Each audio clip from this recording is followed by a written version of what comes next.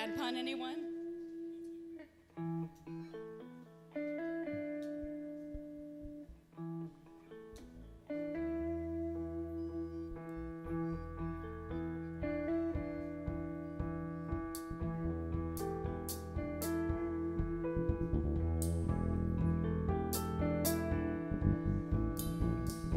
If you were to open my veins, I'm certain what would spill out, along with red blood cells, platelets, and water, would be snippets of Whitman, Rilke, Eliot, Bly, and Oliver. They would arrange themselves as if animated into grand formations, pyramids of verse, like Legos, and invite me to climb their steps, stand tall, and see the world anew. I can no more separate myself from them as if I could from my own skin.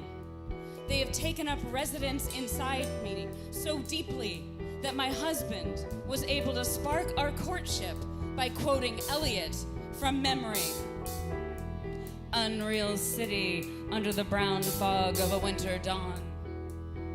And it was as if my own blood was singing to me. Something stirred, like ground softening into spring, like birds rustling in the branches, like tender whirlpools created in puddles after an April rain. Indeed, on the page of me, geese fly off the surface, and there is a certainty of angels, an affection for lilacs, and songs celebrating a rolling earth, bodies soft like grass, simple houses, highways that stretch between them, and the very air itself. I weave a fabric, line by line, one from one poet, one from another. A loose weave like burlap, only more smooth, that I hold up to my eyes like binoculars and look upon my house and the street outside and the sidewalks along the street and the uncared for esplanade and the clouds above, sometimes rolling, sometimes scattered like stuffing pulled from pillows, sometimes careless and gray like escaped smoke from a pipe, and then across it you in all your possibilities.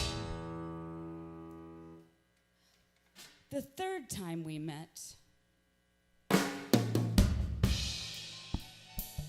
I had a scene from my favorite Wim Wenders film in my mind.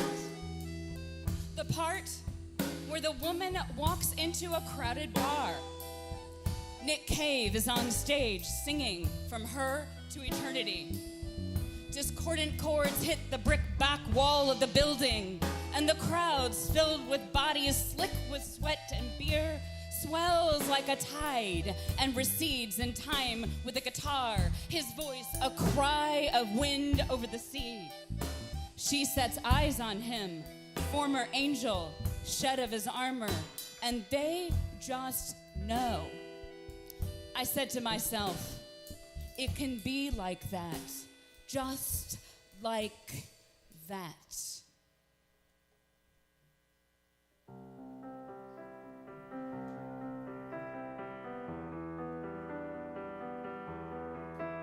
I look into your eyes, past the iris to the light that lay behind them, and the volumes of kindness that I could fall into. Hope for a world, a soft nest made of snippets of poems, and paragraphs from Merton, Lewis, and Wojtyła, all cushioned by the incense that rises from the thurible that swings every Sunday at Mass. And even it is okay, your dislike of watching birds and of Christmas carols, of driving further than a mile, or shopping anywhere but online, or attending to medical bills or those gnats that bite our lives. And even it is okay, the way I need the kitchen counter cleaned nightly, and and the dishwasher loaded with the bowls facing backwards, and how I forget my shoes and leave them strewn like a trail of breadcrumbs to where I was last sitting, and how airports make me curse. These things too go into the weave of us, become absorbed into the sinews of our bodies. These things too inform how we fashion our inner space, where the walls are decorated in verse and the internal stereo plays The Clash and Mozart at the same time, and somehow the sounds do not dirty each other. We are a richness within, cavern of so many things. We are all that is contained within us, light satchels that expand as we fill them with items large as landscapes and small as a pearl necklace handed down. We are filled with these things and with each other.